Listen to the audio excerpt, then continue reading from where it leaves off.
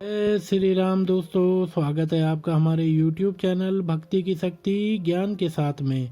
दोस्तों, आज के इस वीडियो में हम आपको बताएंगे कि जिस वक्त भगवान श्री राम ने जल समाधि ली, उस वक्त हनुमान जी कहाँ चले गए थे। धर्म ग्रंथों के अनुसार भगवान श्री राम के प्रति जैसी भक्ति हनुमान जी में थी, वैसी कोई और नहीं कर सकता।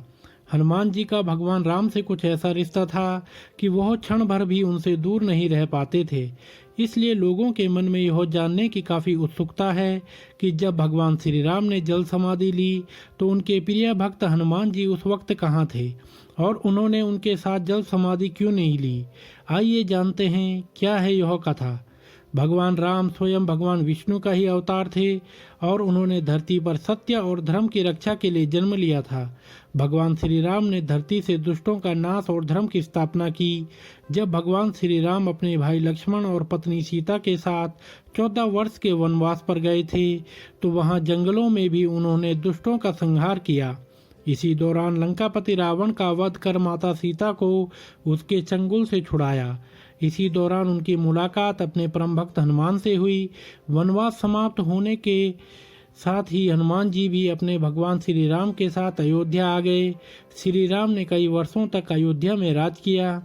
मनुष्य धरती पर आता है तो उसे एक दिन अपना देह त्यागना पड़ता है। इसी तरह भगवान श्री राम को प्रकृति के इस नियम को पालन कर अपना मानव शरीर त्यागना था। जब उन्हें लगा कि धरती पर रहने पर कार्य पूरा हो गया है तो उन्होंने अपनी देह त्यागने का निर्णय लिया और सरयू नदी में जाकर जल समाधि ली, जिसके बाद वह वैकुंठ को चले गए।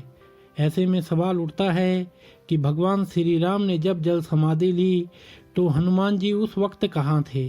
कुछ ग्रंथों में यह कहा गया है जब प्रभु श्री राम ने जल समाधि लेने का निर्णय लिया तो उन्हें पता था कि हनुमान जी उन्हें ऐसा नहीं करने देंगे और उनके साथ ही स्वयं भी समाधि ले लेंगे।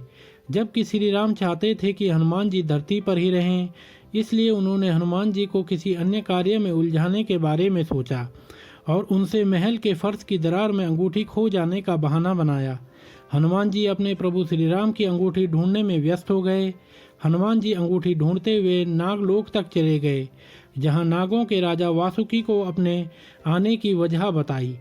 तब वासुकी जी ने उन्हें ढेरों अंगूठियां दिखाई तो वहां हर दूसरी अंगूठी पर श्री राम लिखा हुआ था, जिसे देखकर हनुमान जी समझ गए कि प्रभु श्री राम ने यह सब जानबूझकर किया है और फिर वह बहुत उदास हुए।